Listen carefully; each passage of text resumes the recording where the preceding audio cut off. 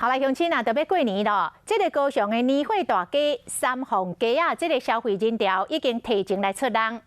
今年因为疫情的关系，无法度出国，大多数的民众拢是小少伫咧厝内食饭，大家来做伙，所以买年货的人加真多哦。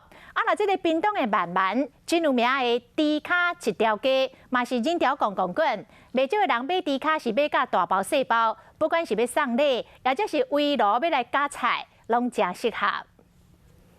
刀仔撩落去，骨头含肉水分开，猪脚落甲真透，互人看啊脆软实实地。民众来到慢慢，一定拢会买猪脚。另外过年啊，店头的生意融合甲变过。送人亲朋好友的。去年因为疫情，这条猪脚街生意变甲真歹，即摆游客转来啊，业绩嘛好2、3成。那幸好我们解除了这个危机。那目前的话，这几天的话。 人潮已经都回流回来了，而且有在持续的增加当中。搞好食的猪脚包动去，不管是过年送礼，或者是家己留咧食，拢真赞。今年疫情影响，真侪人家己咧厝内围炉，含年货大家生意拢强滚。 高雄三凤中街，不管是平常时啊，或者是拜六礼拜，如果过年人就愈多。有这个疫情都没有办法出国，所以大家买气上还算非常的好。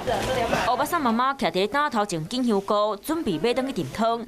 专家来甲你讲，免抓拣水的香菇。选这种形状非常的圆，非常厚，然后里面是鲜黄色的，这个就是新鲜。 今年的大会，不管是乌鱼子或者是干贝，拢有平均落1成左右。关键摊过年是有用，景实在，传好了，围炉好过年。